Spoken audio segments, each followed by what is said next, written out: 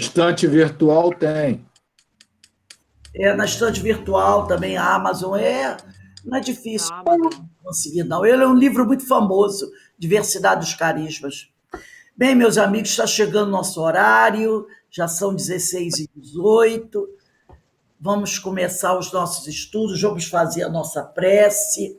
Eu hoje vou pedir para a nossa irmã Denise. Denise está chegando aí. Denise, faz a nossa prece de abertura, por favor. Será que a Denise me ouviu? Deixa eu ver. Denise? Eu acho que ela não ouviu, não. Deixa eu ver. Denise, está aí? Daqui tá, aqui tá. Ela está ligada com o computador, mas acho que ela não ouviu a gente, não. Então, eu vou pedir para a Eloá. Eloá, faz a nossa prece, por favor, que eu acho que a Denise não ouviu. Pai de amor e misericórdia, Jesus, mestre querido, espiritualidade amiga, Francisco de Assis e todos os mentores do nosso trabalho. Agradecidos estamos por esta oportunidade de podermos aprender o Evangelho de Jesus e que possamos aprender mais, cada vez mais, sobre o seu Evangelho, Jesus. Agradecemos pelas intenções, pelas melhoras de tantos irmãos nossos que estão necessitando nesse momento do teu amor, que eles sejam fortalecidos na tua fé e que possam saber que somos todos imortais, que nós não morremos, nós continuamos vivos, sempre com a sua memória. Pai, agradecemos mais uma vez por esse dia, por esse estudo, por todas as pessoas que nos cercam e que comungam conosco da tua fé, da tua palavra, Senhor. Obrigado pela oportunidade de ser conosco hoje, agora e sempre. Graças a Deus.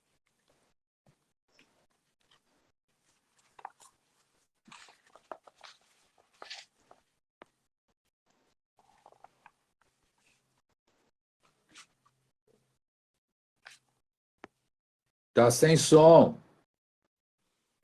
Ah, tá, Tá é sem... verdade. É verdade. Bem, meus amigos, boa tarde a todos. Nós estamos aqui nesse horário para estudarmos as Epístolas de Paulo à luz do Espiritismo, esta obra de Antônio César Perry de Carvalho, da Casa Editora O Clarim. E hoje nós vamos dar continuidade ao estudo do capítulo 9, que tem por título Primeira Epístola a Timóteo, Valores para Colaboradores. Então, uma das características, né, dessa epístola a Timóteo é Paulo chamando a atenção do companheiro Timóteo para ter um comportamento bastante observador, vigilante, para não permitir que nada possa acontecer que venha a desvirtuar o Evangelho de Jesus. Então, Paulo é muito cioso nessas cartas que ele escreve, principalmente a carta a Timóteo e a carta a Tito. Ele chamando atenção para que eles se mantenham vigilantes na igreja, né? Para que nada, não permitam que nada aconteça que venha a afetar os ensinos de Jesus, se manterem ali firmes na sua fé. Então, nós vamos começar aqui o nosso estudo na página 83. Eu vou começar lá em cima, onde está assim, primeira carta ao Timóteo, capítulo 1, versículo 12. E diz assim: E dou graças ao que me tem confortado, a Cristo Jesus, Senhor nosso, porque me teve por fiel, pondo-me no ministério.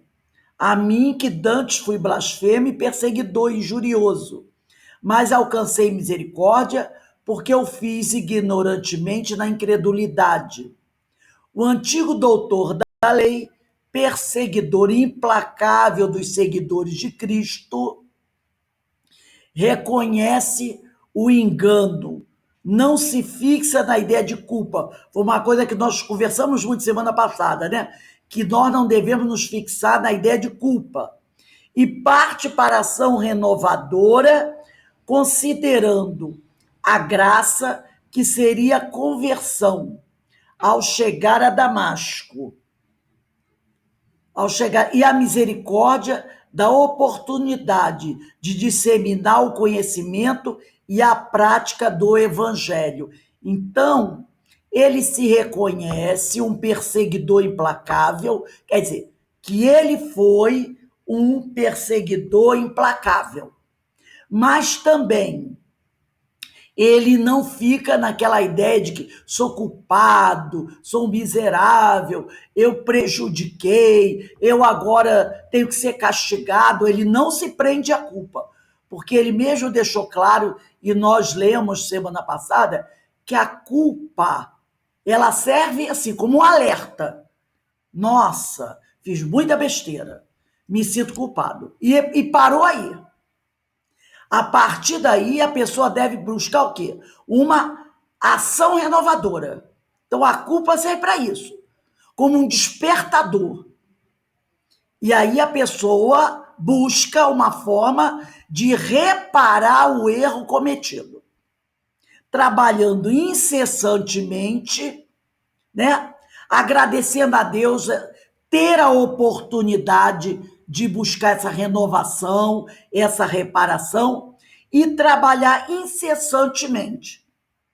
Essa que deve ser a ideia, e não ficar se lamentando, porque ficar se lamentando é perder tempo, né? É perder tempo.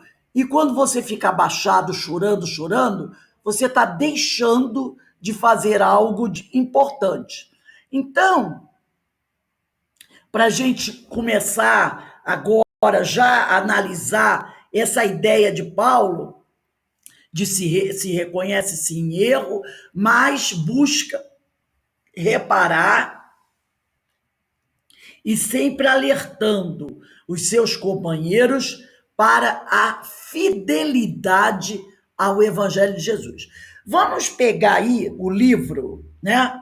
Palavras de Vida Eterna, no capítulo 38, ou As Cartas de Paulo, na página 602.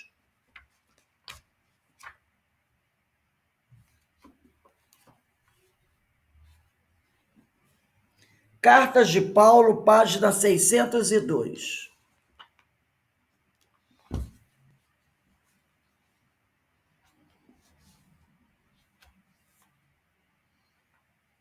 Palavras de Vida Eterna, capítulo 38, ou As Cartas de Paulo, página 602. O título é Salvar-se. Alberto, lê para a gente.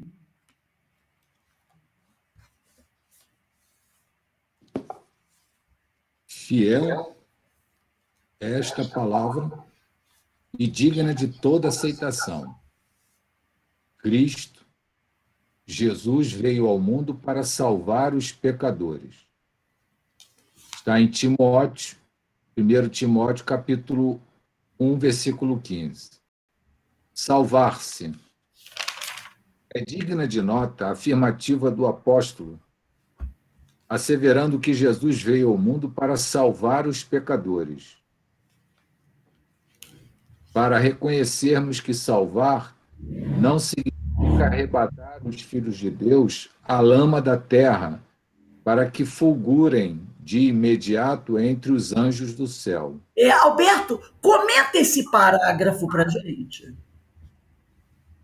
É que Jesus traz os seus ensinamentos para nos salvar dos nossos equívocos, dos nossos erros de proceder, né? E que salvar não significa arrebatar os filhos de Deus à lama. Eu estou em dúvida nesse sentido aí. Olha só, Arrebatar os ele diz filhos de aqui, ó, Deus à lama. é Você digna pode de me nota ajudar? afirmativa, olha só, é digna de nota afirmativa do apóstolo, asseverando que Jesus veio ao mundo salvar os pecadores, quer dizer, esse salvar no sentido de esclarecer, né? Esclarecer os pecadores para que cada um busque a sua própria salvação. Então, salvar é nesse sentido, de esclarecer, para reconhecermos que salvar não significa arrebatar os filhos de Deus à lama da terra, para que fulgurem de imediato entre os anjos do céu. Quer dizer, salvar não é tirar você do problema.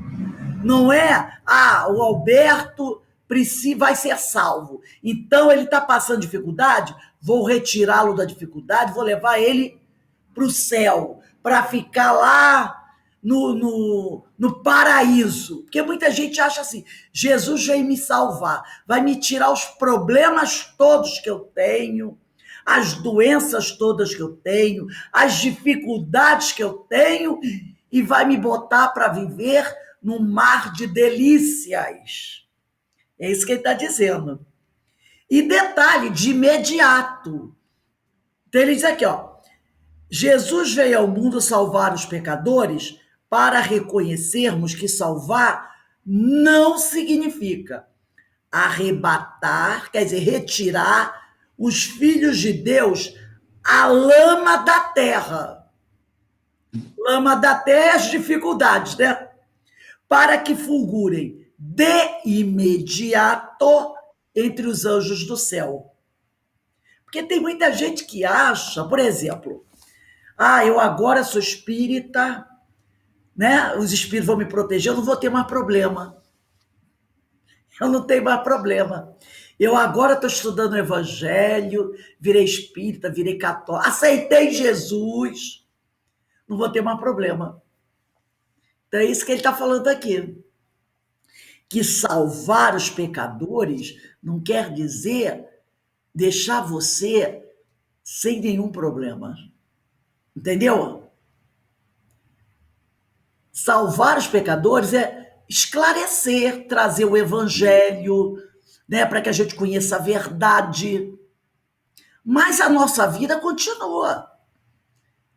E a gente tem as problemáticas para enfrentar, os problemas para resolver. Por isso que ele diz aqui, Jesus veio ao mundo salvar os pecadores. Quer dizer, ele veio trazer a luz para que a gente saia das trevas da ignorância. Mas ele diz, para reconhecermos que salvar não significa arrebatar os filhos de Deus à lama da terra. Quer dizer, a tua encarnação, a tua vida, que você tem que viver, para que fulgurem de imediato, quer dizer, assim, entre os anjos do céu. Deu para entender, Alberto? Alguém tem alguma dúvida? Você conseguiu? Não, deu. Porque tem muita gente que acha assim: meu Deus, eu vou ir na igreja ou onde for, ou no templo, e Jesus vai me salvar, né? Vai tirar os meus problemas, vai pagar minhas contas, vai curar minhas doenças, e eu vou para o paraíso. E tanto que ele fala, de imediato. Não é assim. Salvar não é isso. Entendeu? Continua aí. Assinalemos que, logo após a passagem do Senhor entre as criaturas, a fisionomia íntima dos homens, de modo geral, era a mesma do tempo que lhe antecedera a vinda gloriosa. Mantinham-se os romanos no galope de conquistas ao poder, os judeus permaneciam algemados ao racismo infeliz, os egípcios desciam à decadência, os gregos demoravam-se sorridentes e impassíveis, em sua filosofia recamada de dúvidas e prazeres. os senhores continuavam senhores, os escravos prosseguiam escravos. Para um instantinho, Alberto. Denise, você pode comentar para gente esse trecho que o Alberto leu aqui para gente? Será que a Denise está aí? Tá. Não, Rose, agora que eu cheguei, Ah, tá? veio voando. Desculpa, estava ligado, mas eu só consegui chegar agora. Ah, tá legal. Tá bom? Agora que eu vou me integrar aí. Você não leu o texto, não, né? Não. Não, então tá. Então, deixa eu ver aqui. Iraci, você leu o texto? Ah, você não tem esse texto, né? Olha só o que ele diz aqui. Assinalemos que logo após a passagem do Senhor entre as criaturas humanas, quer dizer, logo depois que Jesus desencarnou, nós estamos, Denise, no livro Cartas de Paulo, página 602, ou o Palavras de Vida Eterna, capítulo 38. Então, ele diz aqui, ó, assinalemos que logo após a passagem do Senhor entre as criaturas, a fisionomia íntima dos homens, de modo geral, era a mesma que lhe antecedera a vida gloriosa. Mantinham-se os romanos no galope de conquista ao poder, os judeus permaneciam algemados a racismo infeliz, os egípcios desciam à decadência, os gregos demoravam-se sorridentes e impassíveis em sua filosofia recamada de dúvidas e prazeres. Os senhores continuavam senhores, os escravos prosseguiam escravos. Depois que Jesus morreu, o mundo continuou a sua caminhada como era. Não houve uma transformação imediata no mundo. Quem era violento continuou violento, os povos continuaram fazendo o que eles faziam antes, durante 2000 anos até hoje. Olha só como está o mundo. Então, é o que ele falou. A fisionomia íntima dos homens, de modo geral, após a passagem de Jesus, era a mesma de antes. Mostrando que salvar, quando Jesus veio ao mundo, encarnou aqui, ele não veio para transformar o nosso mundo num planeta feliz. Porque depois da passagem dele, grande parte dos homens continuaram com as mesmas práticas, os mesmos vícios, os mesmos egoísmos, as guerras continuaram acontecendo. Por isso que ele falou lá em cima, salvar não significa arrebatar os filhos de Deus à lama da terra, para que fulgurem de imediato entre os anjos do céu. Jesus morreu e o mundo continuou. Grande parte dele, como ele era ainda, violento, egoísta. Continua aí, Alberto. Todavia, o espírito humano sofrera profundas alterações. As criaturas, ao toque do exemplo e da palavra do Cristo, acordavam para a verdadeira fraternidade, e a redenção, por chama divina, começou a clarear os obscuros caminhos da terra, renovando o semblante moral dos povos. Salvar-se, pois, não será subir ao céu com as alparcas do favoritismo religioso, mas sim converter-se ao trabalho incessante do bem, para que o mal se extingua no mundo. Salvou-nos o Cristo, ensinando-nos como erguer-nos da treva para a luz. Salvar é, portanto, levantar, iluminar, ajudar e enobrecer, e salvar-se é educar-se alguém para educar os outros. então, o Emmanuel aqui, ele é maravilhoso, mostrando para a gente como muitas vezes as pessoas têm uma ideia errada do que é se salvar. Jesus vai nos salvar. A coisa está feia. Eu fiz um monte de besteira. Né? O mundo está... Olha como nós estamos vivendo atualmente. Uma pandemia violenta, né? Muita gente fala, não, Jesus vai vir, vai acabar com o vírus, vai salvar, vai purificar todo. E aí? Cadê a nossa parte de esforço no processo? É o milagre que a gente está querendo. Então, muita gente acha que salvar é realizar o milagre. Não. Como ele diz aqui, salvou-nos o Cristo, nos ensinando como erguer-nos da treva para a luz, fazendo cada um seu esforço, o seu trabalho de renovação, porque é isso que ele nos ensinou. Ama a Deus sobre todas as coisas e ao próximo como a ti mesmo. Se você fizer isso, você vai se salvar. Amando a Deus sobre todas as coisas e ao próximo como a ti mesmo. Porque quem ama a Deus não sacrifica o próximo. Então, ele bota aqui, salvar é levantar, é iluminar, ajudar, enobrecer.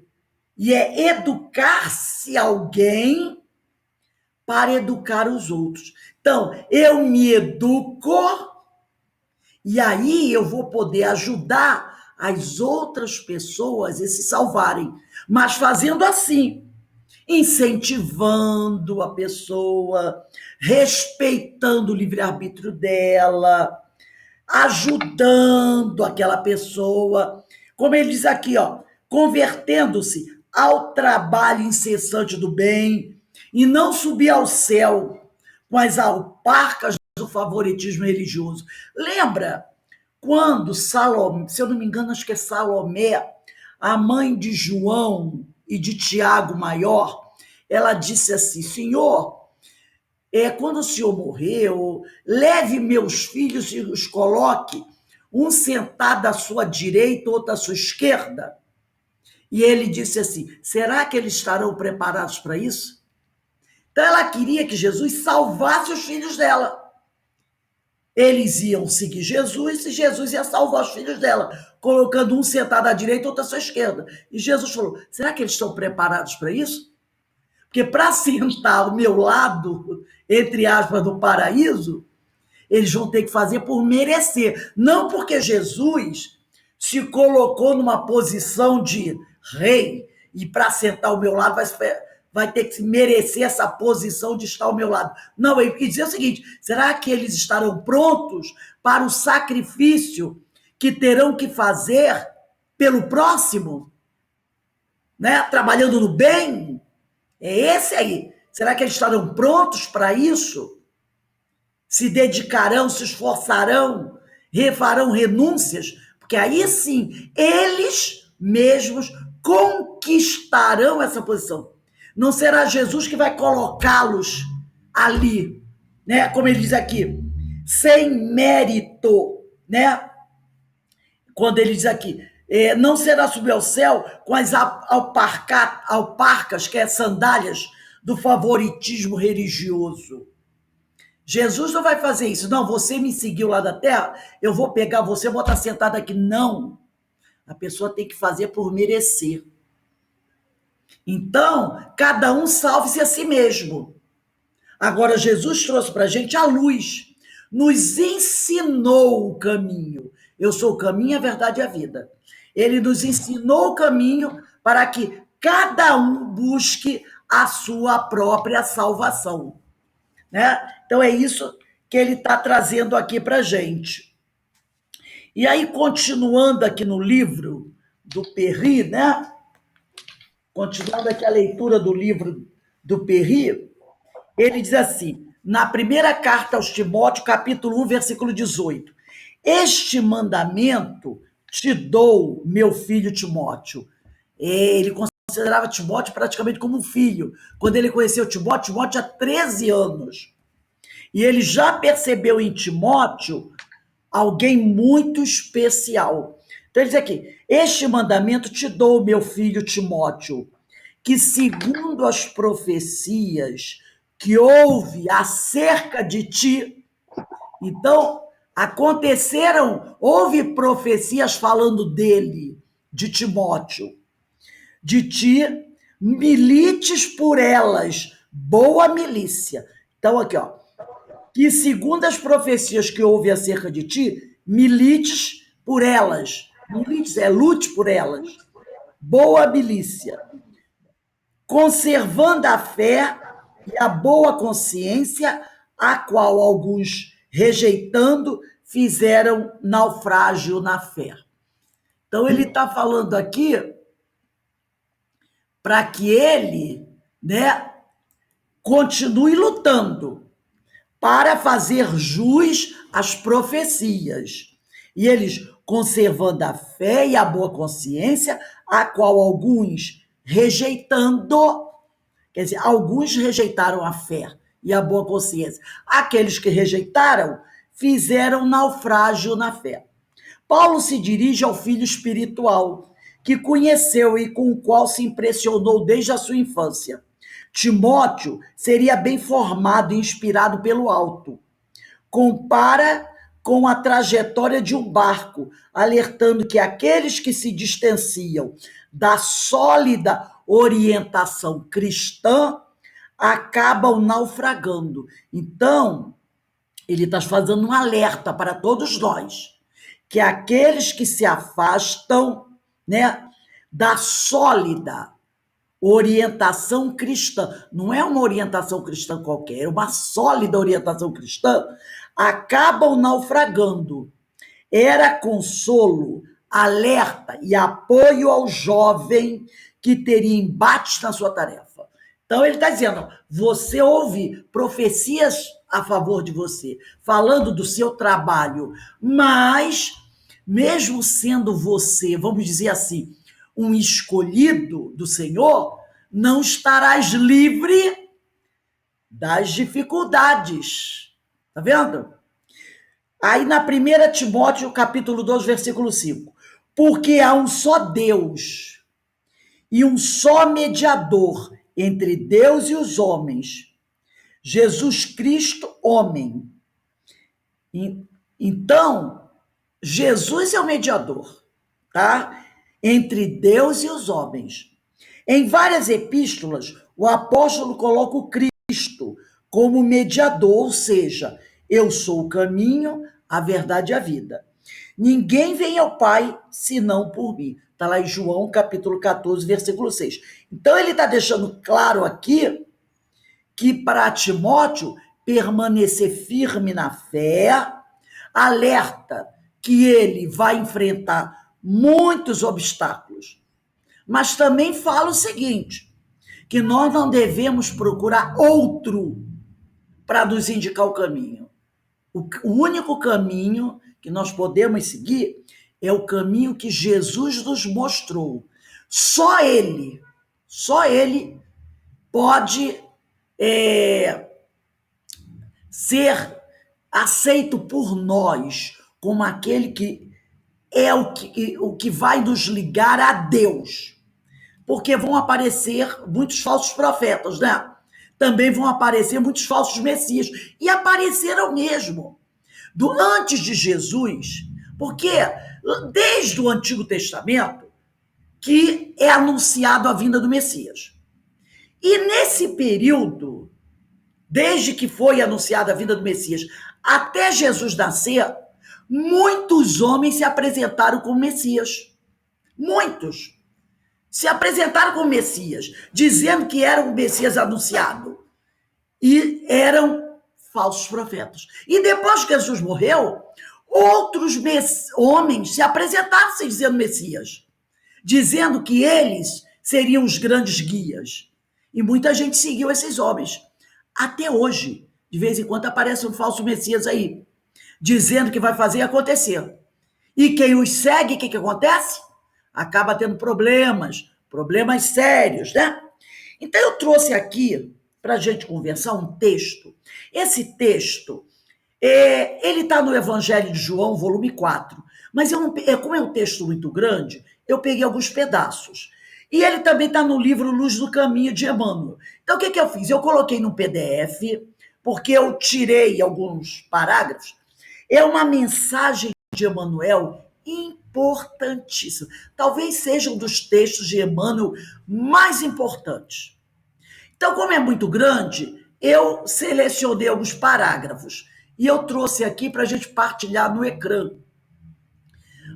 que trata justamente sobre isso, sobre como se encontra o mundo, sobre o Messias, né? o Jesus que vem nos ajudar, que vem nos esclarecer.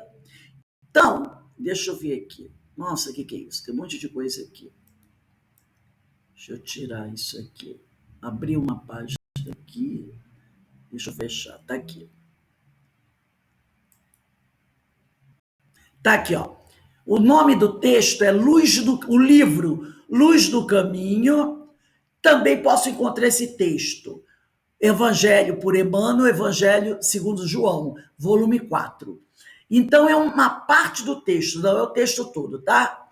O título do texto é Mensagem de Emmanuel. E eu botei extrato porque eu tirei algumas partes do texto para colocar aqui. E Emmanuel começa assim: meus amigos, muita paz. Todos os comentários alusivos à evangelização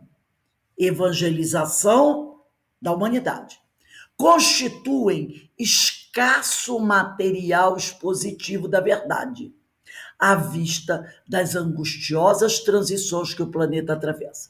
Então ele está dizendo o seguinte: todos os comentários que já surgiram no mundo em relação à regeneração da humanidade ainda é um material pequeno, tá, dessa verdade, em vista das dores que o planeta vem atravessando. Então, ele está dizendo o seguinte: tudo que se falou até agora, tá, sobre regeneração da humanidade ainda é muito pouco, tá, em relação à grande necessidade que existe. Ele está dizendo, vamos continuar estudando, buscando esses materiais, porque tem muita dor e se fala muito pouco sobre isso. É isso que ele está dizendo.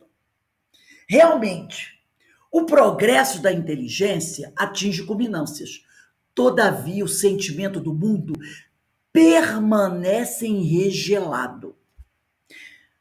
Vamos pensar no século XXI, vamos deixar até o que ficou para trás.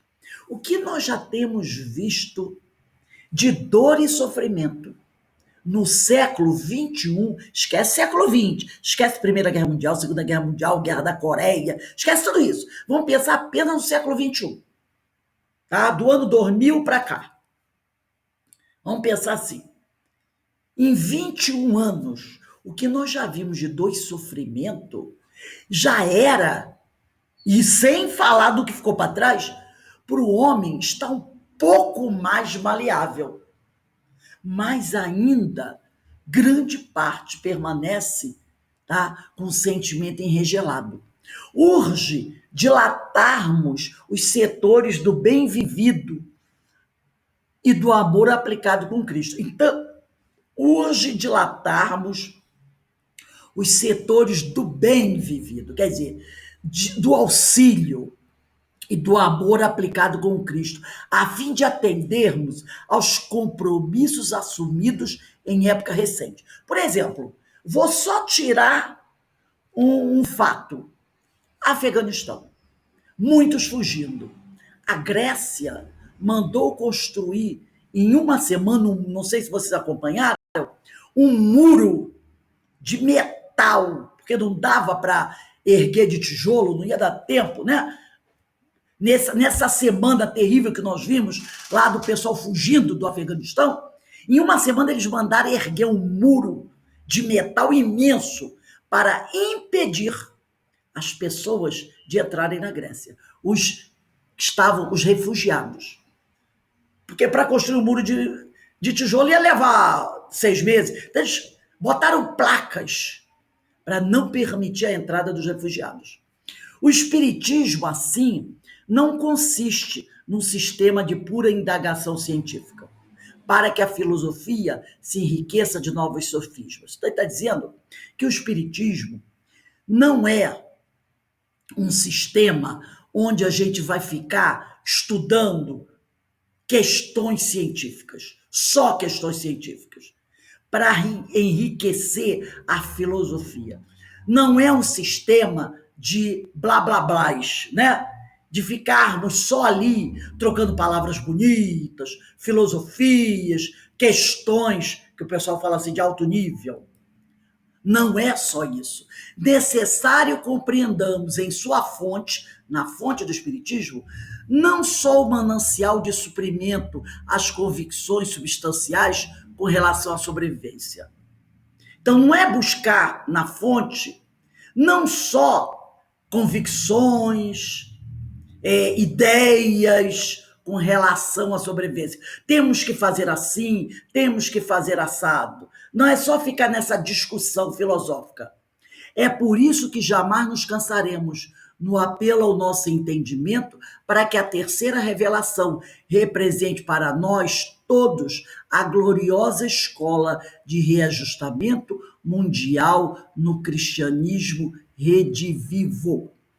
Então, ele está querendo dizer o seguinte: nós não nos cansaremos no apelo ao nosso entendimento para que a terceira revelação represente para nós toda a gloriosa escola de reajustamento mundial no cristianismo redivivo. Somos nós mesmos atores do milenário drama evolutivo. Ele está falando o seguinte: não adianta ficar só na filosofia.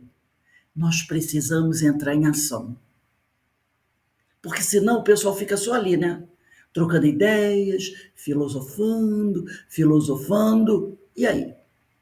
Então ele diz aqui, somos nós mesmos os atores do milenário drama evolutivo.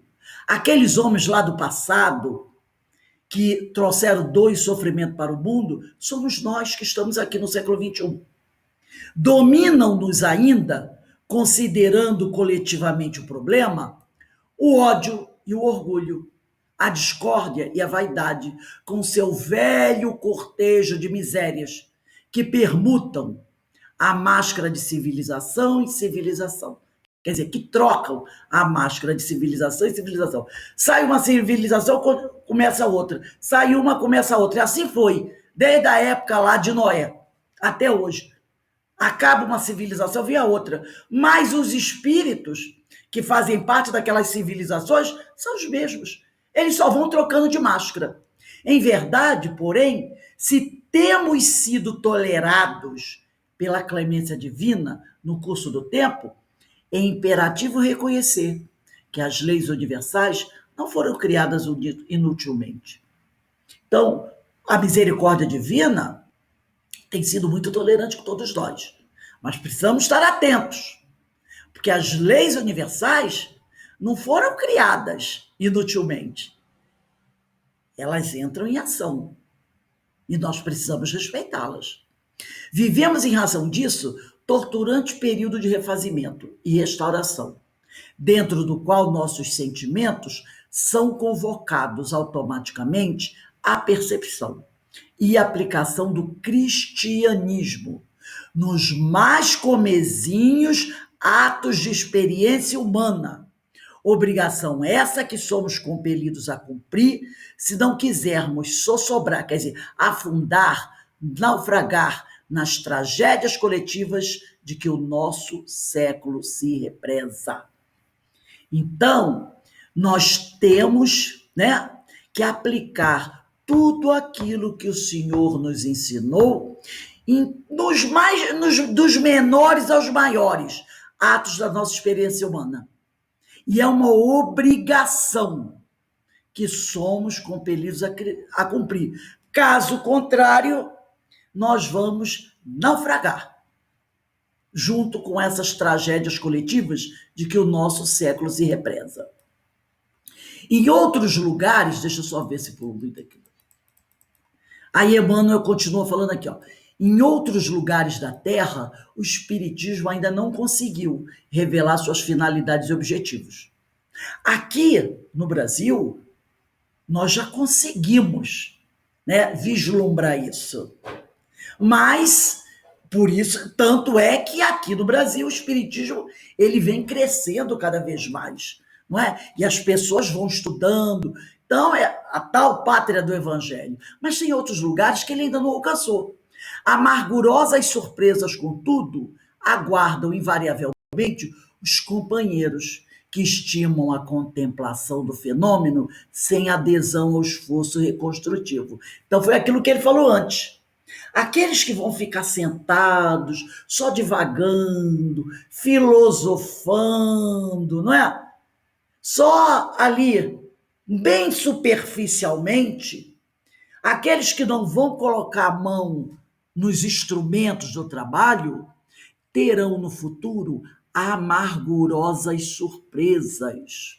Nós, entretanto, que tivemos a aventura de ambientar o evangelho renascente, exumando das cinzas a que foi condenado pelo sectarismo, guardamos o júbilo de reviver as manifestações abençoadas do Mestre Divino, quando a redenção vinha da humildade sofredora das catacumbas. Então, ele está dizendo o seguinte, que aqueles que desde a época de Jesus e que hoje também estão trabalhando para resgatar o Evangelho de Jesus, falando desse Evangelho, né? Estudando esse Evangelho. Olha aí o estudo das parábolas, né? Exumando das cinzas, porque tentaram queimar, botar para debaixo do tapete, né? Colocaram muita coisa por cima.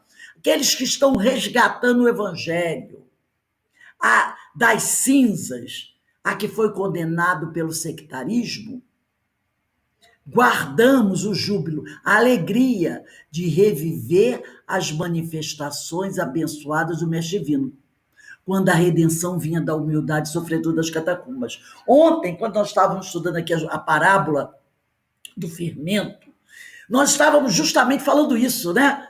Poxa, que maravilha!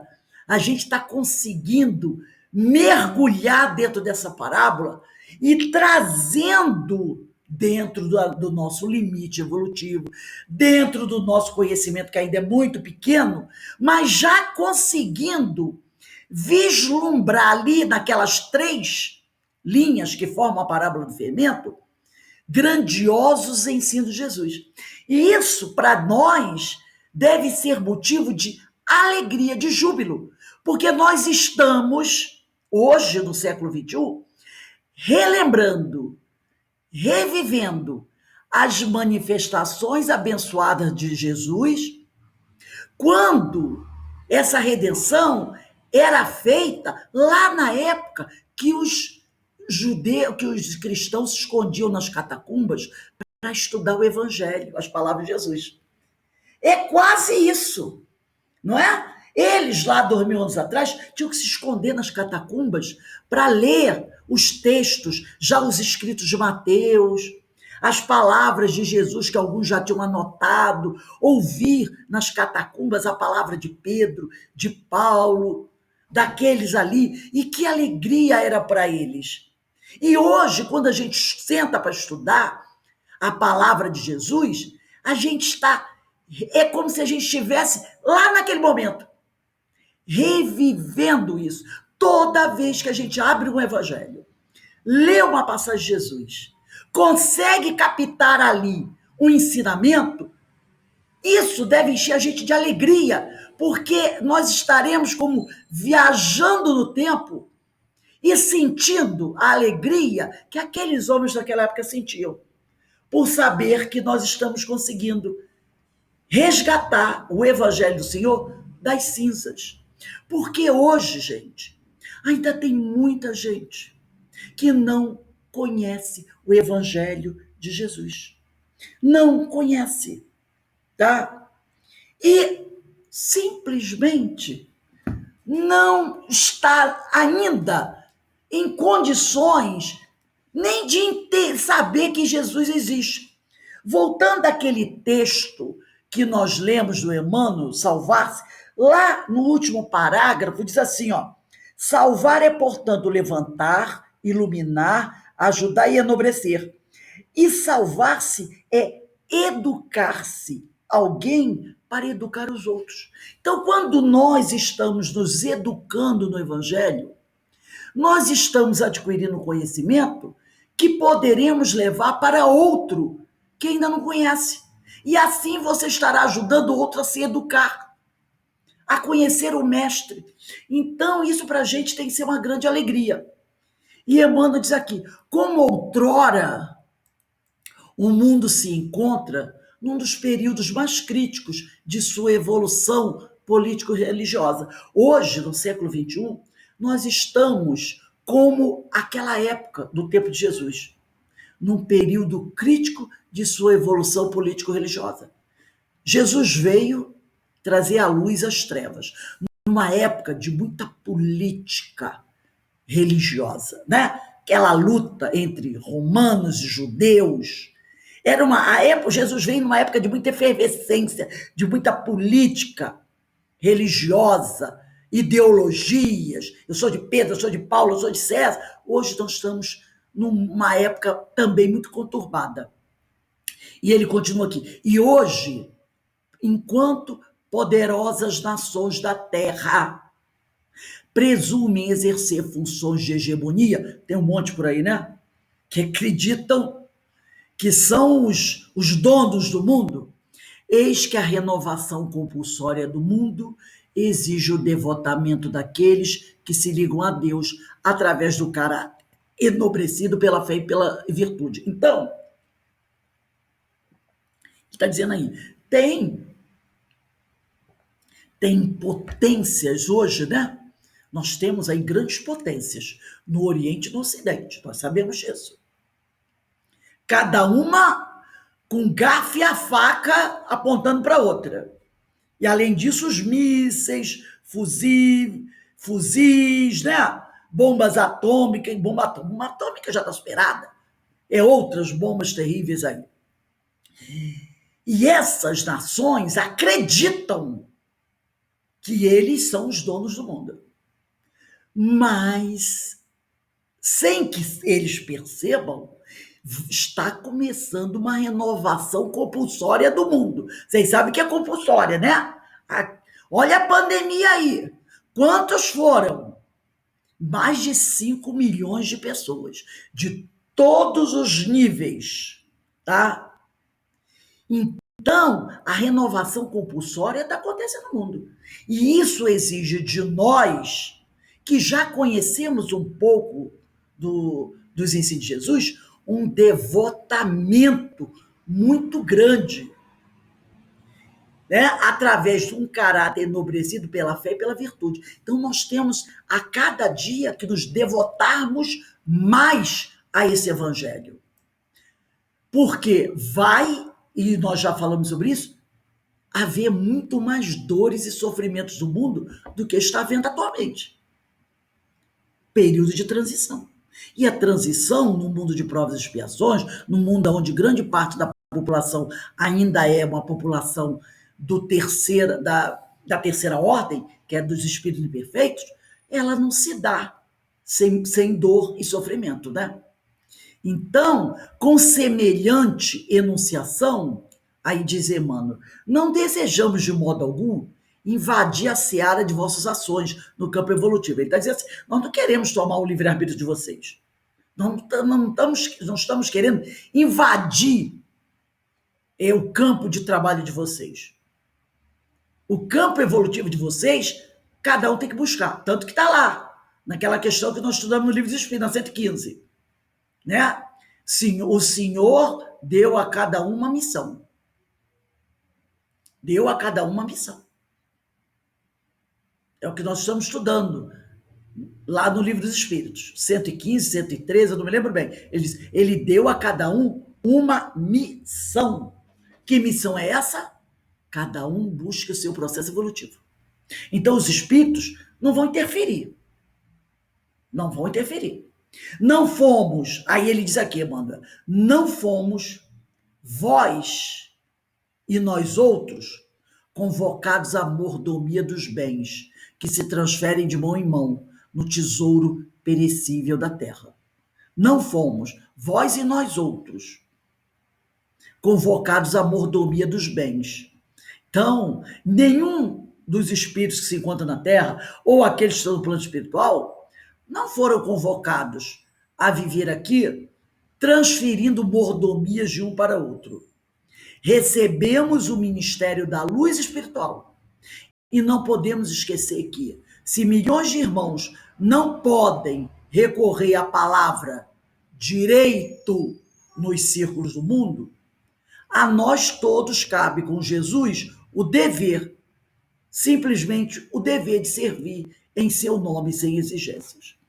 Então, se muitos companheiros, irmãos nossos, por N razões, não podem recorrer à palavra, mas eu tenho direito, porque às vezes a vida nos coloca em situações que eu não posso ficar reclamando meus direitos. Não é? Quantos e quantos nós vemos aí que vivem nas ruas, que essas pessoas têm direito. Está lá, né? O direito a ir e vir, o direito a ter educação, o direito a ter atendimento médico, o direito a ser protegido. Não tem a lista dos direitos humanos? Mas muitos desses irmãos não podem recorrer à palavra direito nos círculos do mundo, apesar de terem direitos. Então ele diz, recebemos o ministério da luz espiritual e não podemos esquecer que se milhões, podemos até dizer bilhões, de irmãos nossos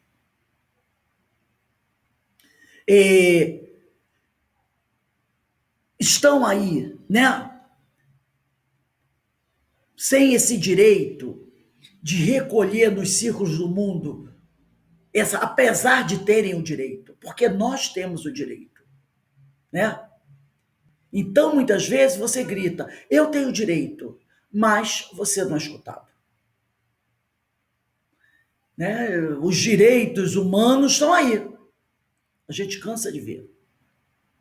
Então, esses que necessitam, eles podem sim gritar pelos direitos deles.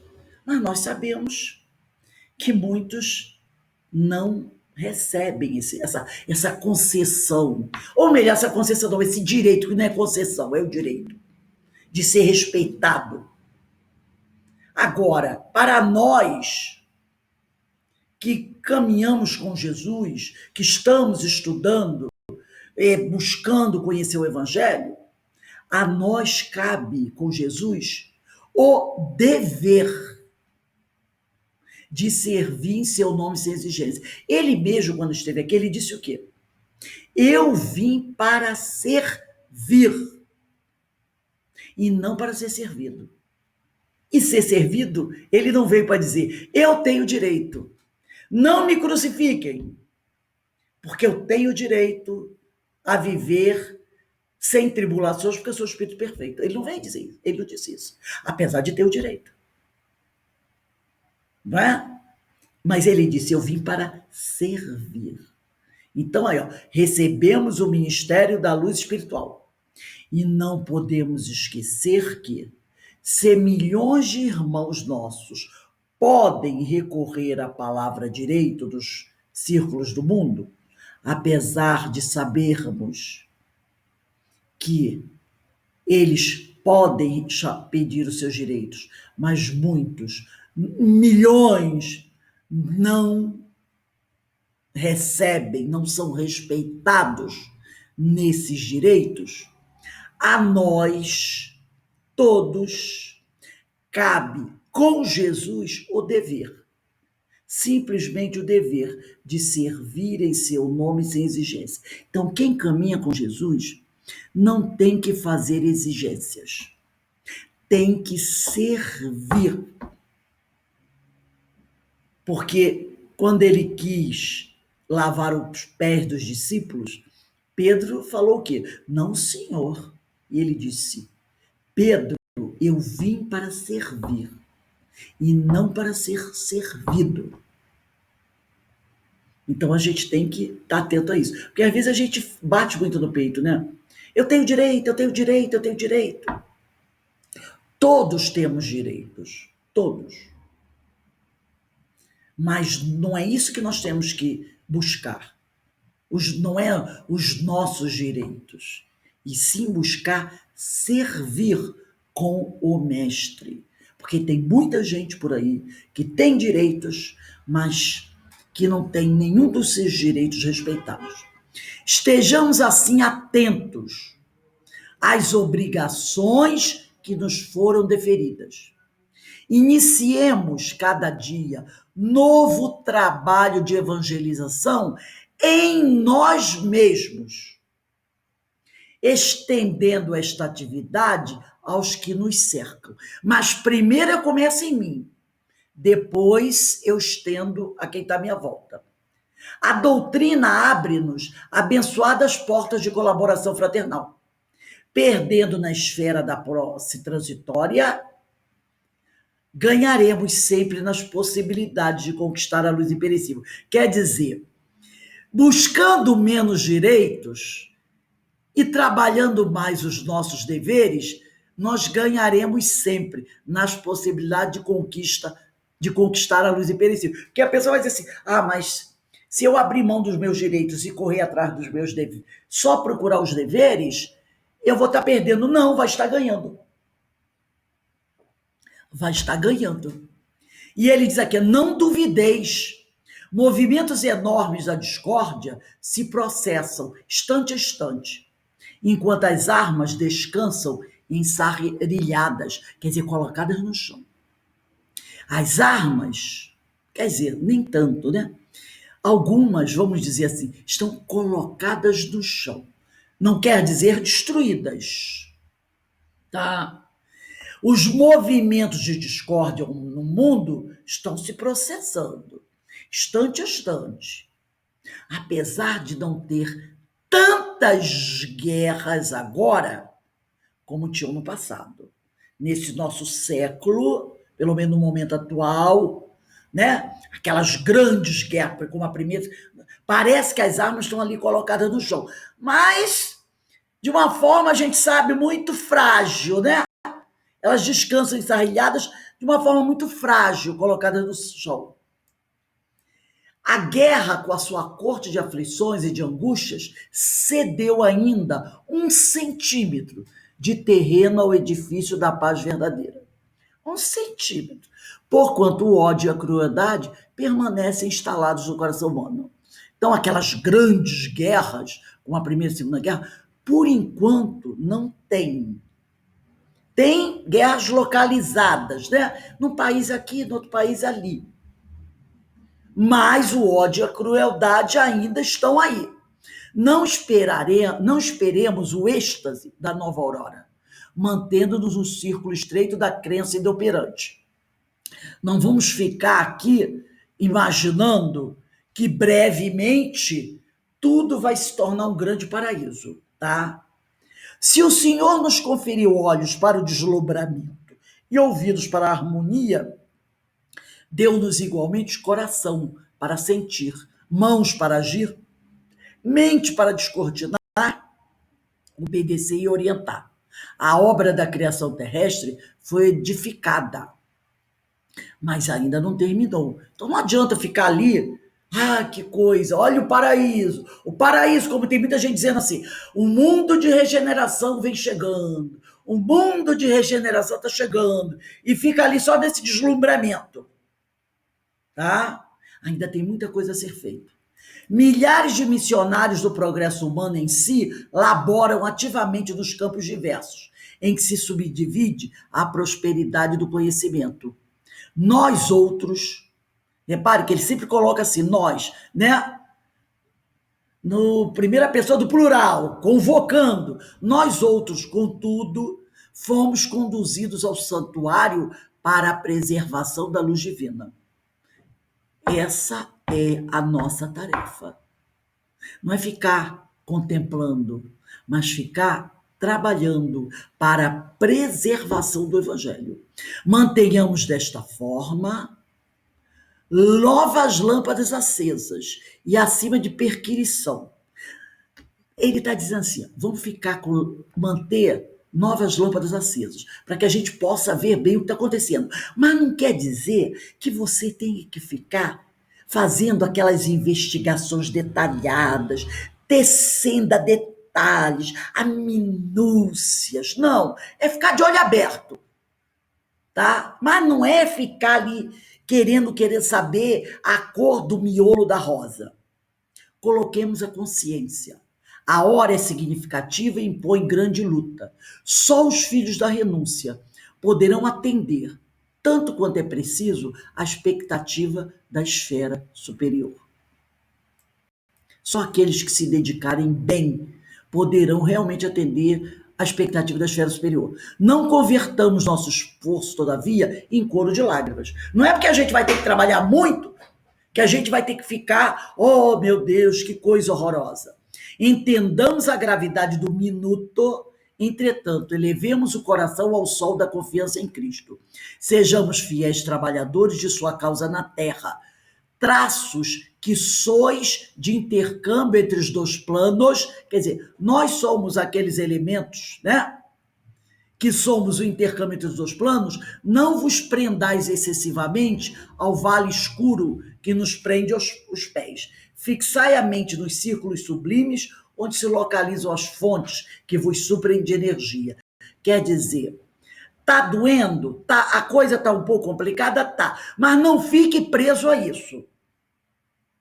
Olhe para cima, procure as fontes, as boas fontes, e vamos buscar essa energia para nos fortalecermos. E irmanados uns aos outros, no mesmo labor santificante, marchemos para a frente, identificados naquele que ainda e sempre repete para nossos ouvidos frágeis: eu sou o caminho, a verdade e a vida. Ninguém vai ao Pai senão por mim.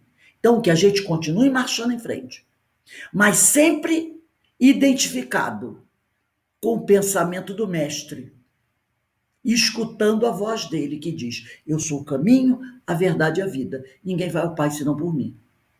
Então, essa mensagem, né, de Paulo é uma mensagem aonde ele nos chama atenção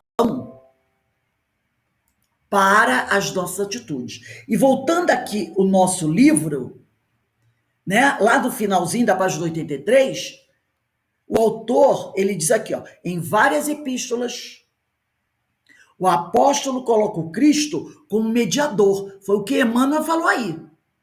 Ou seja, eu sou o caminho, a verdade e a vida. Ninguém vem ao Pai senão por mim. Então, novamente nós lembramos da parábola do fermento, quando Jesus diz: atenção ao fermento dos fariseus.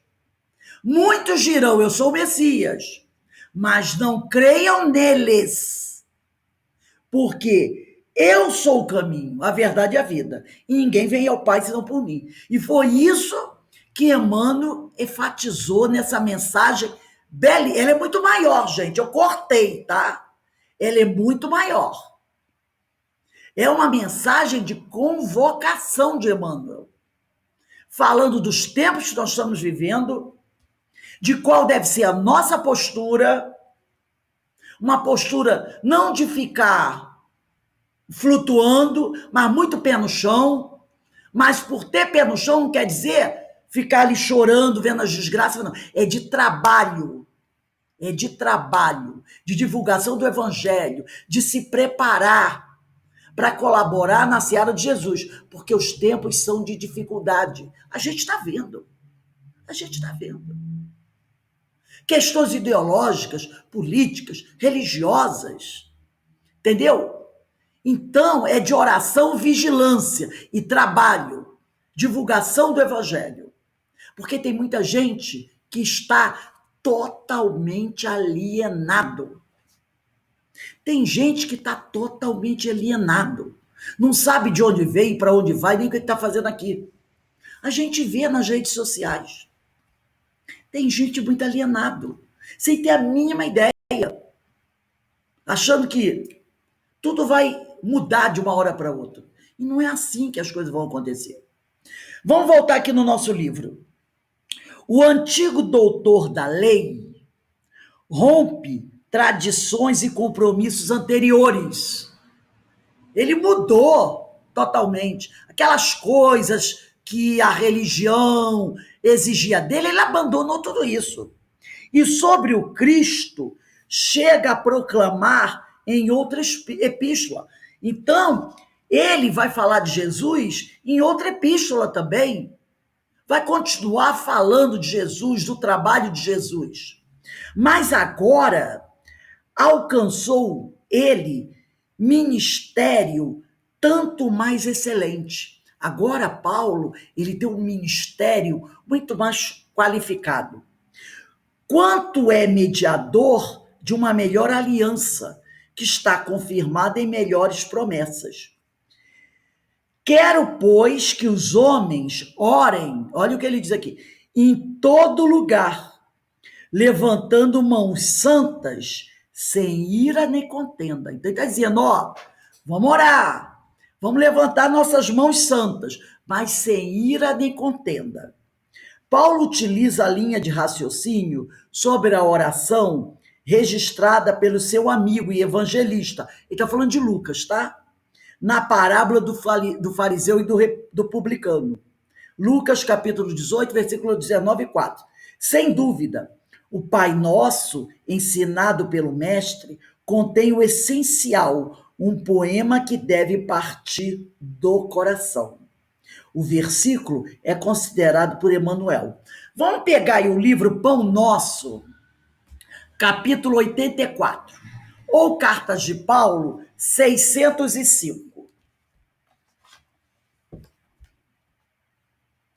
Ele vai falar aqui, nesse texto, sobre essa questão, tá? De nós levantarmos as mãos santas em oração, sem ira nem contenda. Porque aqui, deixa eu só pegar aqui rapidinho.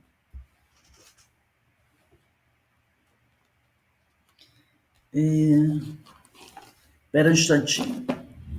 Eu vou abrir aqui o Lucas, vocês não precisam não, só para ler essa passagem de Lucas aqui.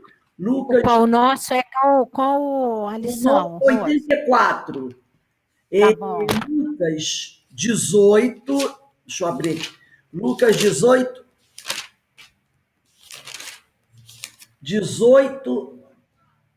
9 e 14. Ele diz aqui, o fariseu e o publicano contou ainda esta parábola para alguns que, convencidos de serem justos, desprezavam os outros. 2 homens subiram ao templo para orar. Porque ele está falando aqui, quero, pois, que os homens orem em todo lugar, levantando as mãos santas, sem ira nem contenda. É para levantar as mãos, mas não ficar, minha religião é melhor que a sua. A minha religião salva, a sua não salva. Por isso tem essa parábola aqui, que Lucas conta. Contou ainda esta parábola para alguns que, convencidos de serem justos, desprezavam os outros. 2 homens subiram ao templo para orar. Um era fariseu, o outro publicano. O fariseu, de pé, orava interiormente desse modo: ó Deus, eu te dou graças, porque sou como o resto dos homens, ladrões, injustos, porque não sou. Olha só o fariseu. Olha o que o fariseu estava dizendo na sua oração. Ó Deus, eu te dou graças porque não sou como o resto dos homens, ladrões, injustos, adúlteros, nem como este publicano que estava do lado dele.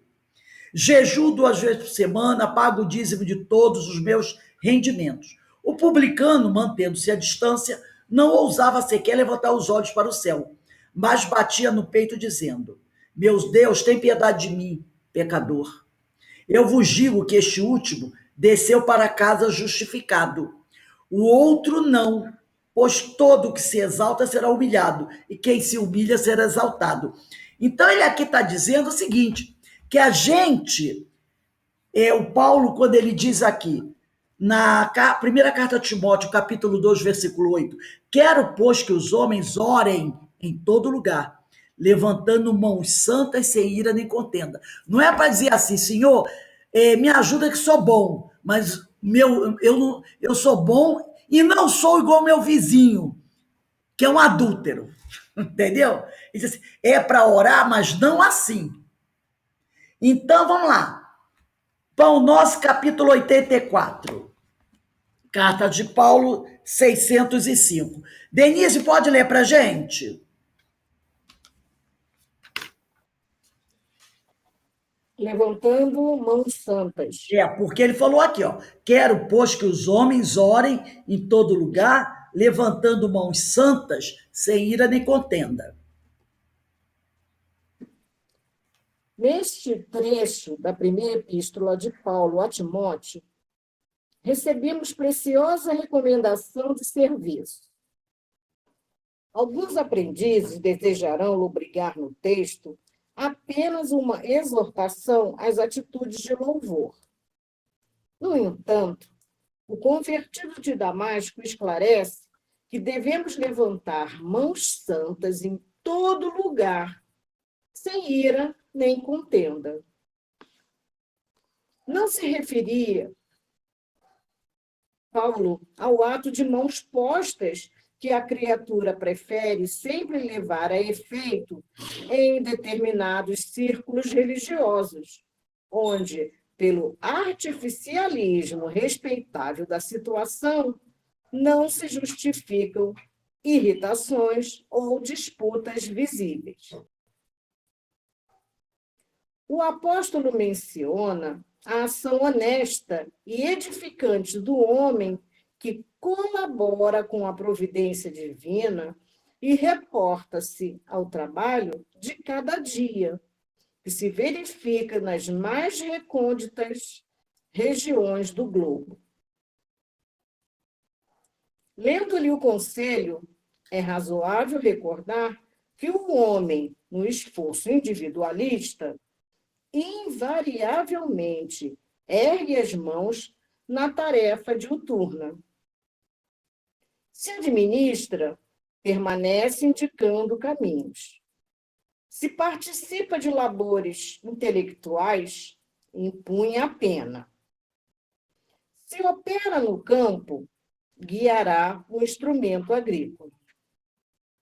Paulo acrescenta, porém, que essas mãos devem ser santificadas, depreendendo-se daí que muita gente move os braços na obra terrestre, salientando-se, todavia, a conveniência de se ajuizar da finalidade e do conteúdo da ação despendida.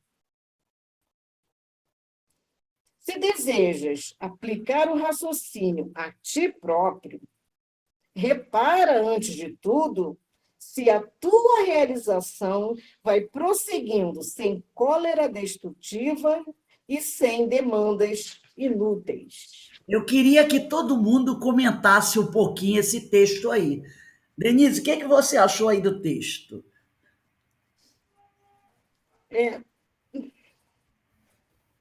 Que muita gente só ergue as mãos para ficar louvando, mas só para aparência. Só em aparência. E que em todo lugar que a gente vai, a gente ergue as mãos fazendo alguma coisa. E ele diz aqui, né, quando ele diz assim, ó, o texto da epístola, primeira carta a Timóteo, capítulo 2, versículo 8. Aí está assim, quero, portanto, que os homens orem em todo lugar, erguendo mãos santas, sem animosidade. Olha como ele começa o texto. Nesse trecho da primeira epístola de Paulo a Timóteo, né, capítulo 2, versículo 8, recebemos preciosa recomendação de serviço. Alguns aprendizes desejarão lobrigar quer dizer enxergar no texto apenas uma exortação às atitudes de louvor. Então, tem gente que lê isso aqui e diz assim, Paulo está dizendo que a gente tem que ficar sempre, Senhor, só vê isso. Mas ele não está falando só disso, né? Ele não se referia ao ato de mãos postas, que muitas vezes a pessoa prefere sempre levar a efeito em círculos religiosos. Até, de repente, você... Quer ver uma coisa? Outro dia o meu marido estava comentando um negócio aqui. Corrida para a Olimpíada. Aí tinha um corredor cubano, num país... A gente sabe que Cuba também teve, antes de Fidel, era um povo ali religioso, né? Depois veio tudo mais. Mas muitos atletas, né, antes da corrida, faz assim, correndo. Né? Aquele sinal da cruz correndo. Ou então, qualquer coisinha terminou, né? Às vezes termina, ganha o jogo. Ganha o jogo. Ou então vai começar, Jesus vai nos ajudar, Deus vai nos ajudar. Aí termina, às vezes, o jogo e faz assim, faz assado. E ele diz, às vezes, é apenas um ato sem conteúdo. É o que ele está dizendo, Conteúdo. né? Não se referia Paulo ao ato de mãos postas, que a criatura prefere levar a efeito em determinados círculos religiosos, onde pelo artificialismo respeitável da situação não se justificam irritações ou disputas visíveis. Então a pessoa, às vezes, não está nem concordando com aquilo, mas eu vou fazer assim. Entendeu? Por quê? Porque é de praxe fazer aquilo.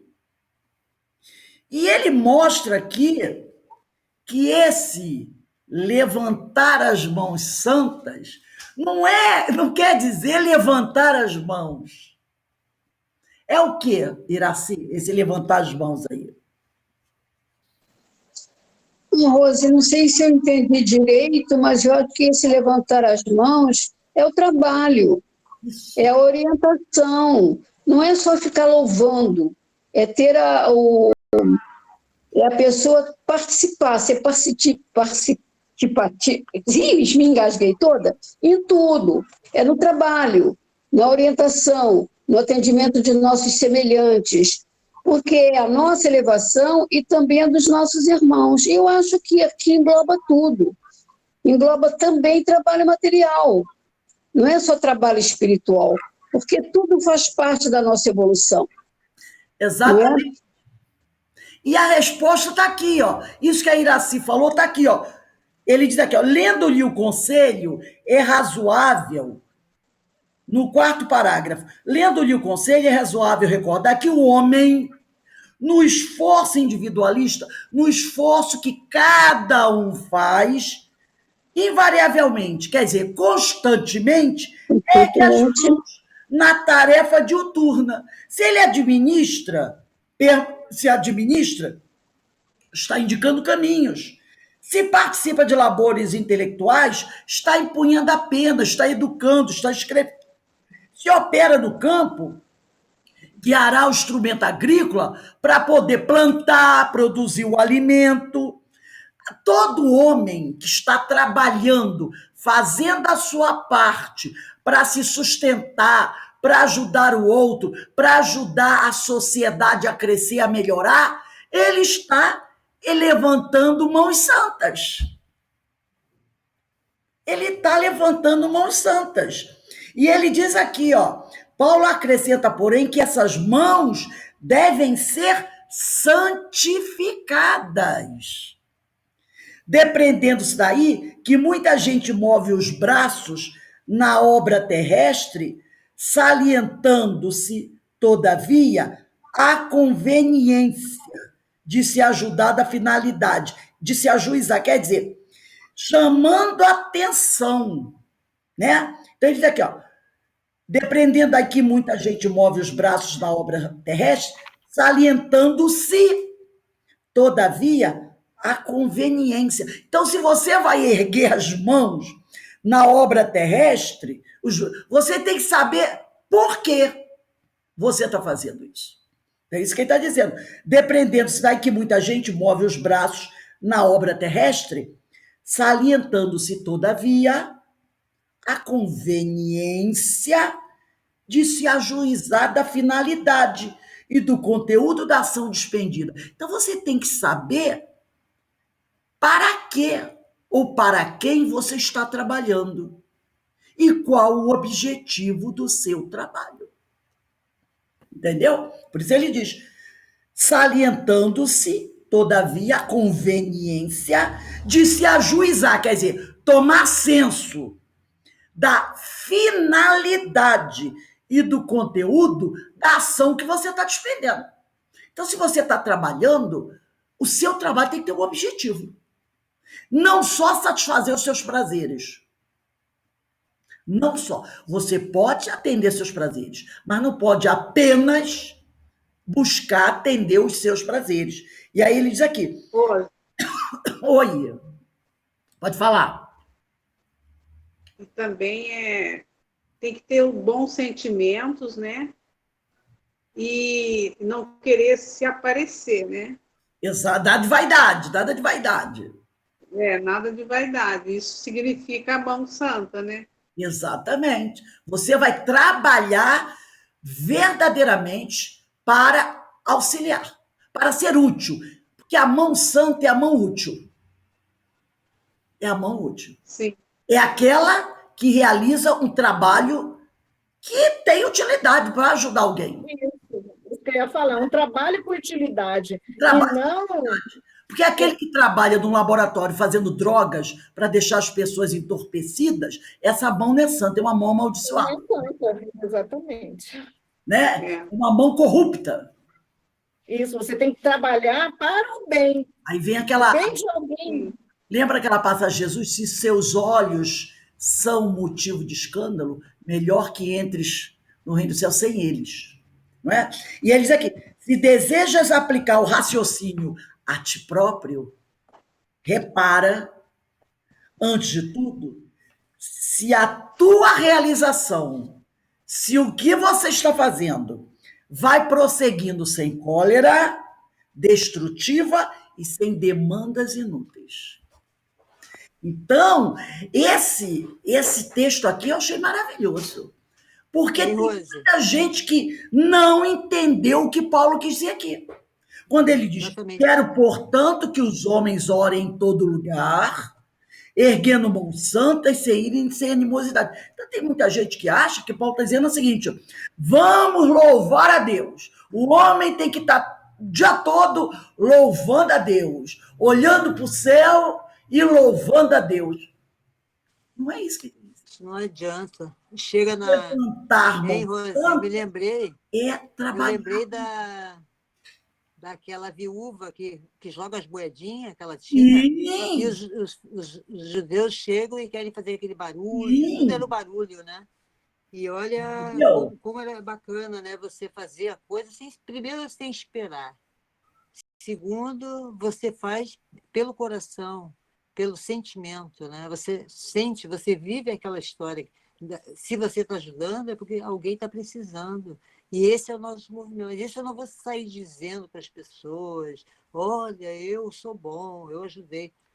É esse trabalho, né? E olha aqui enobrece o homem. No segundo parágrafo, ele diz assim, ó, alguns aprendizes desejarão lobrigar, quer dizer, enxergar, ver no texto apenas uma exortação às atitudes de louvor. Ele não está condenando a atitude de louvor. Mas tem gente que, ao ler esse texto, só vê isso, a atitude de louvor. No entanto, o convertido de Damasco esclarece que devemos levantar mãos santas em todo lugar, sem ira nem contenda. Onde o Senhor nos colocar, devemos trabalhar em prol do nosso melhoramento, em primeiro lugar. E depois, visando o melhoramento do nosso próximo. Fazendo o que você puder e souber fazer.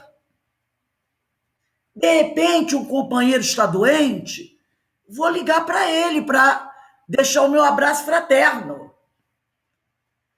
De repente, ele está sozinho, não tem ninguém. Hoje mesmo eu recebi uma mensagem de uma companheira que está passando um momento difícil. Aí eu mandei lá uma mensagenzinha para ela. Entendeu? É você, não é só, quando ele fala levantar mãos santas, não é só trabalhar algo material. Ah, eu vou fazer uma casa para ajudar os pobres, eu vou recolher alimento. Não! Tudo uma prece. Vou fazer uma prece, tanta gente doente. Eu vou fazer assim, toda noite antes de dormir. Porque, olha só, a gente já tem o nosso culto no lar, não tem o nosso culto no lar? Todo mundo faz seu culto no lar. Mas eu posso fazer, eu vou fazer hoje, vou escolher um outro dia da semana, aonde eu vou fazer um culto no lar, sozinho mesmo, 10 minutinhos. Vou pegar o meu evangelho, vou fazer uma prece, vou ler o evangelho e vou dedicar esse evangelho às pessoas que estão nos presídios. Pronto. Aí vou ler aquele evangelho, vou fazer a minha reflexão, que é a famosa interpretação de texto, né? O que os espíritos, o Senhor quis dizer nesse texto aqui? Eu fiz uma interpretação de texto.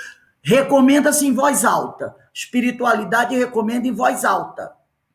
Porque tem espíritos que estão à nossa volta que às vezes não têm condições de, eles acreditam que não conseguem. Acreditou que não conseguem, não consegue. Então você faz uma leitura em voz alta, 10 minutinhos. Lê aquele texto, faz uma reflexão. Uma interpretação de texto. Depois, você oferece ao Senhor, né, as bênçãos, as boas vibrações para aqueles irmãos nossos que estão nos presídios. Depois faz a tua prece, pode botar um copinho de água frutificada. Então você pode fazer isso uma vez por semana. Isso é levantar mãos santas. Eu pergunto, seria ou será grande o número de pessoas no mundo que oram pelos prisioneiros dos presídios? Será que aqueles que oram pelos doentes nos hospitais não são em maior número do que os todos? Então, quem é que está precisando mais? Os que estão nos Bangu 1, 2, 3, 4, 5, 6, 7, 8?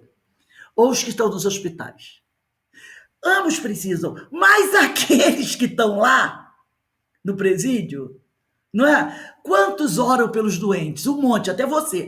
Mas será que você lembra sempre nas suas orações de orar pelo traficante, pelo assassino, pelo estuprador, que está lá no Bangu 1, 2, 3, ou nessas delegacias aí, da delegacia, onde a cela é para 10 e tem 50? A gente ora por eles. Difícil, né? Isso é levantar as mãos santas. Entendeu? Você vai orar por eles. A dona Ivone Pereira, ela tinha um caderninho na casa dela, onde ela anotava o nome da pessoa que se suicidou. Todo mundo, ela ficava sabendo, e ela tinha um dia na semana que ela fazia um culto, onde ela botava na intenção aqueles nomes que estavam ali no caderninho. Orava por eles. E alguns deles, anos depois, vieram agradecer. Quantos? Eu vou fazer um culto aqui na minha casa, eu sozinha, pego o evangelho e vou dedicar as boas vibrações para todos os moradores de rua. Para todos os moradores de rua. Para os dependentes químicos. Para os corruptos.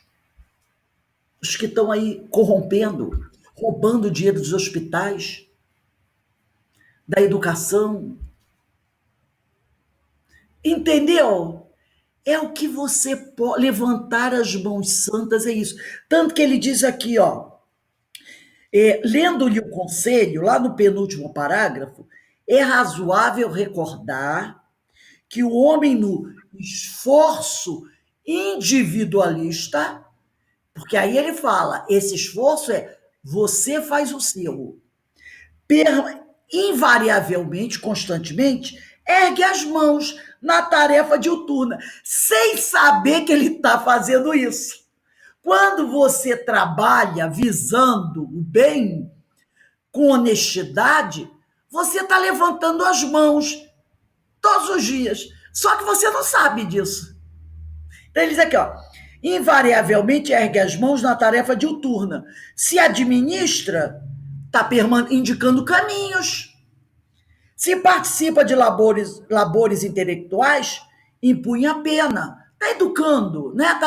Tá transmitindo o conhecimento dele. Se opera no campo, se é um agricultor, um pecuarista, guiará o instrumento agrícola. Né? Se trabalha na fábrica, se trabalha no supermercado, ele não está fazendo um trabalho honesto?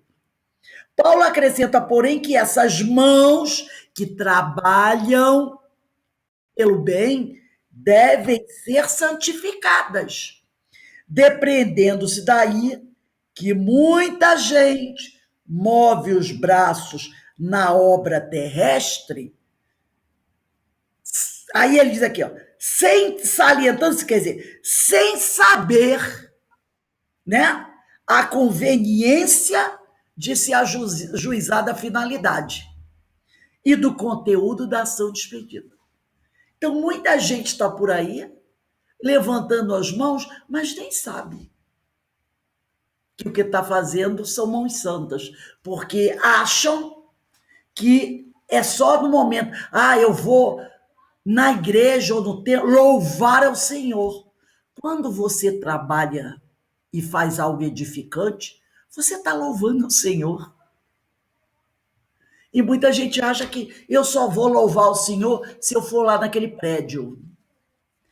Eu tiro o domingo para louvar o Senhor. Muita gente diz assim, eu tiro o domingo para louvar o Senhor. Não. Toda vez que você empreende uma ação boa em prol do outro, você está louvando o Senhor. Você está erguendo mãos santas. Mas muita gente interpreta de forma equivocada esse versículo, achando que levantar a mão santa é isso aqui, ó. Pai nosso que estás no céu. E não é. Então, olha quanto conhecimento esses ensinos nos trazem. Não é? Quanto conhecimento esses ensinos nos trazem. Por isso que é bom a gente estar estudando, a gente estar refletindo sobre isso. E é aquela coisa, a gente está falando sobre isso e vamos passar isso à frente. Né? A gente vai passando essas orientações para frente. E assim a gente vai crescendo. Olha como é importante estudar e conhecer, né? Porque aí a gente já tem, entendi. E aí você começa, eu vou buscar outras formas de levantar as minhas mãos, que não precisa apenas ser o trabalho material, porque muita gente acha que é isso. É só assim que eu posso colaborar com Jesus. Não. A gente pode colaborar com Jesus em todo momento. Então, nós vamos encerrando por aqui. Semana que vem a gente começa na página 85, tá? Lá em cima, na página 85, a gente prossegue. Eu acho que esse texto foi muito próprio, né? Muito bom. Os textos de Emmanuel, né, gente? Dá licença, né? Mas os textos de Emmanuel são fantásticos. Ele nos traz, assim, conhecimentos fantásticos. Quanta coisa. Parece que faz assim, né? A nossa visão se abre. Alguém, Alberto, gostaria de falar alguma coisa? Algum companheiro gostaria de fazer algum comentário?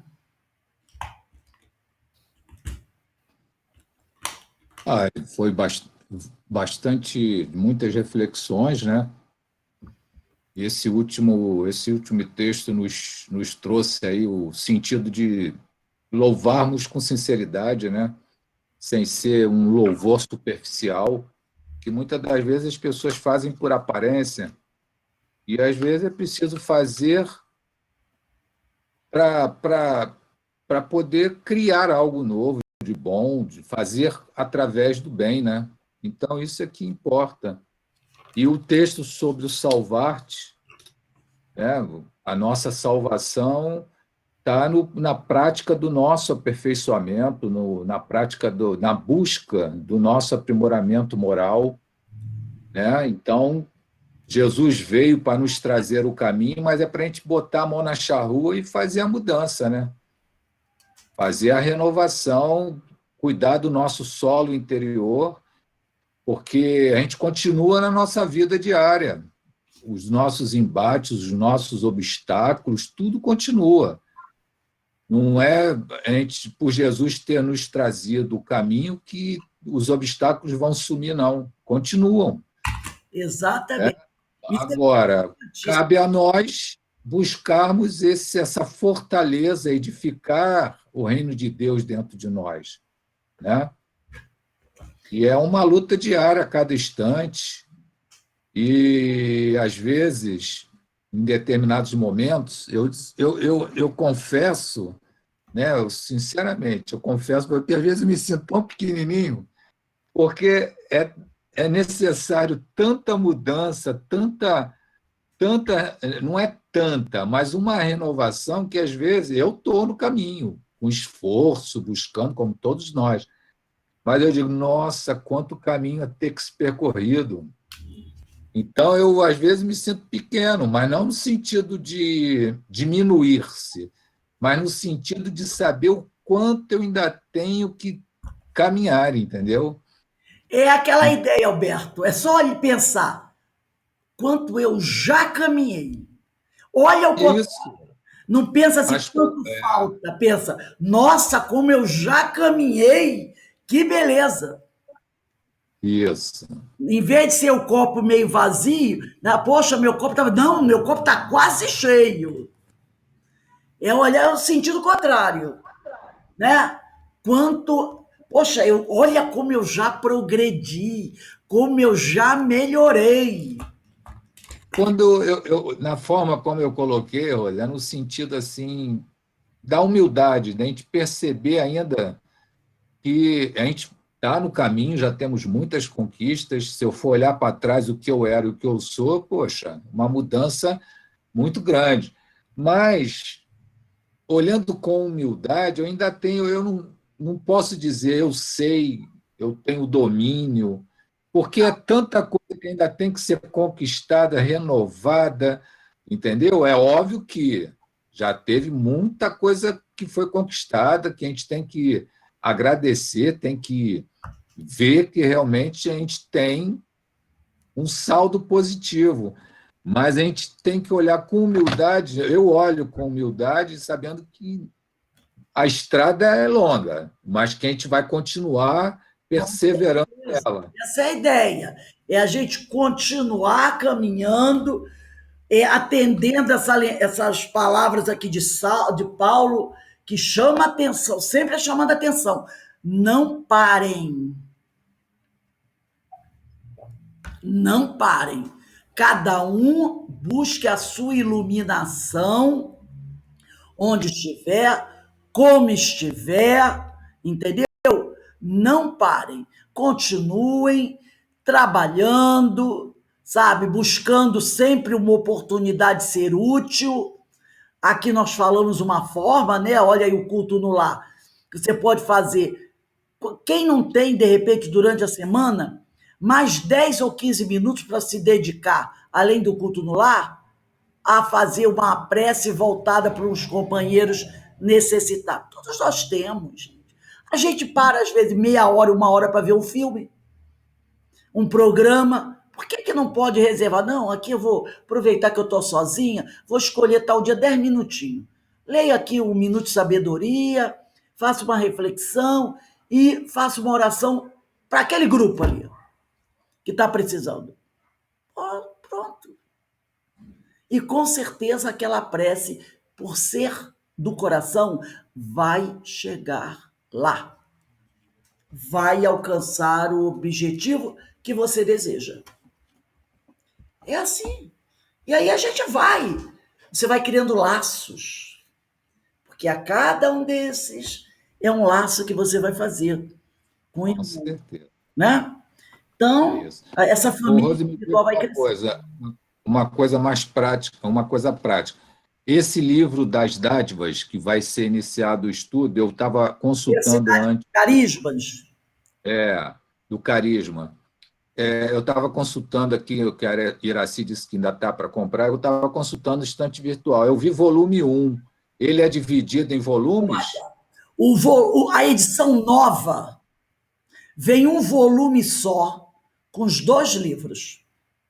É onde Porque é Teoria e Prática, volume 1 que eu vi. Porque lá tem muitos livros, ô Iraci. Olha, tem de R$14 a 30 e pouco reais. E foi edição antiga. Existe volume 1 e volume 2. E tem novo também. Aí novo é um volume só. Tem o novo de capa amarela, Rose. O novo. Denise, você tem aí, pode mostrar o teu? A Denise eu tenho de capa amarela, que eu acho que é um só. O meu, como é muito antigo, é 2. Um é capa, o outro é capa cor de abóbora, coral. Isso. Mas o meu é muito antigo. Agora, o novo é um volume só. Eu acho que é o de capa amarela. A Denise vai pegar para mostrar. Aí, ó. Você vai usar qual, Rose? Qual levanta aí. Você vai usar? Olha aí, ó. Levanta mais. Mais. Isso. Rose, você está me ouvindo? Aí, um volume só.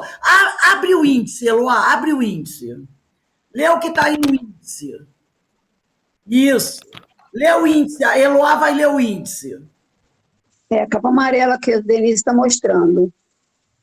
O índice não tem parte 1 e parte 2? Vê se tem. Abre aí o microfone. Senão a gente não escuta, sei lá. Isso. Te digo já. Ele tem 500 e quantas, está aqui, ó, capítulo 1 e 2. Tá aqui, é volume 1 e volume 2? Está aqui, ó, falando. Juntou biografia, espiritismo, mediunidade. Ele era de 200 e poucos cada livro, né? Agora está quase 500. Mas no alto, assim, do índice, Denise, está escrito assim, volume 1, e embaixo volume 2 do índice. O que é que tem no índice? Não, aqui não tem... Aqui... Não dá para ler. O índice aqui. É direto. Agora deve ser. O índice é direto. Não é dividido. É assim, sumário. Introdução. Geralmente vai aqui para trás, né? Página 11. Assim, 1, médium, 2, mini-biografia, 3, animismo, 4, interação, 5, desdobramento. Aí vai direto. Vai direto, 8, 9, 12, até 21, os carismas e a caridade. Então ele está tudo junto. Tudo junto. Ele é grosso. Capa amarela. Ele é bem grosso. O ano de edição desse aí, qual é, Denise? O ano da edição?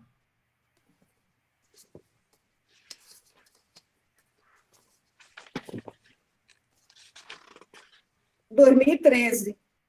Isso é importante, porque às vezes no instante virtual é bom você saber a edição. Nona edição, 2019. 2019 o dela. 2019 também. Então, procura a edição assim, 2019. 464 páginas. Eles juntaram. Os 2 volumes juntos. É os 2 volumes, é o moderno. Entendeu? 2 volumes. Então, se vai comprar, compre assim. Essa capa amarela, edição de 2019. Que aí fica melhor. Esse é o moderno. Oi? Ele não tem o moderno, né?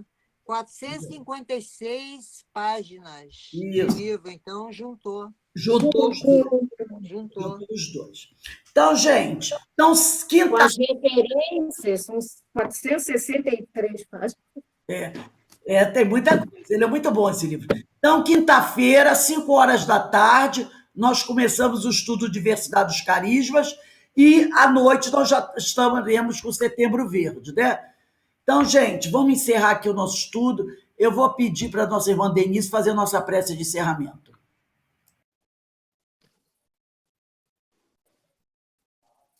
Pai amantíssimo, gostaríamos, Senhor, de agradecer agradecer esses estudos, essas reflexões, agradecer ao nosso querido apóstolo Paulo de Tarso, que nos trouxe tantos esclarecimentos, não só aos gentios, mas trouxe a evangelização a todos nós. Porque, Senhor, nos encontrávamos ainda tão desamparados, ainda tão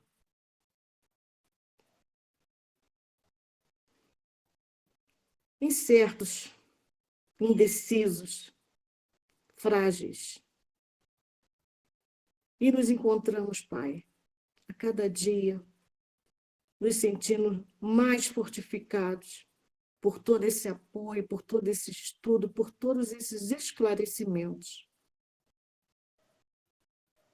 Lhe pedimos, Pai, como somos assim,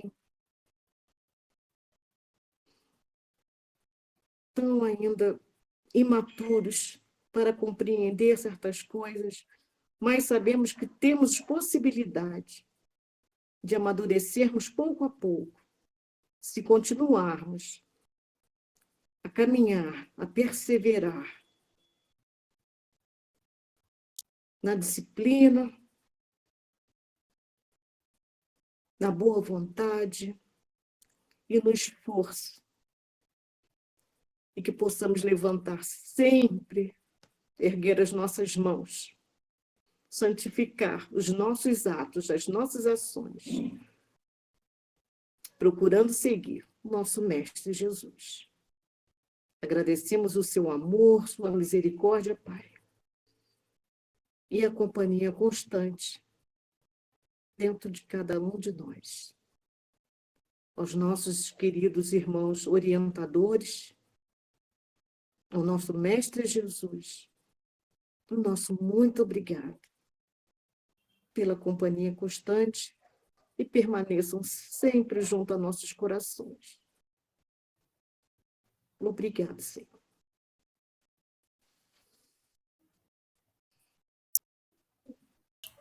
Bem, meus irmãos, vamos nos despedindo aqui. Terça-feira estaremos de volta nos nossos estudos, tá? E graças a Deus a gente está aprendendo e crescendo, né? Aprendendo e crescendo cada vez mais. Uma boa noite para todos. Boa noite a todos, um bom domingo e até a próxima. Então, bom domingo. Boa noite. Um abraço aí do Miguel. Tchau, gente. Obrigada. Um abraço para No vocês. estudo de sábado eu não vou estar. No próximo estudo, mas eu vou lá no playlist acompanhar. Tá bom. Abraço aí na Regina. Um abraço. Tá Tchau, bom. gente. Um abraço em todos. Boa noite a todos. Bom descanso. Bom descanso, Tchau. pessoal. Bom descanso.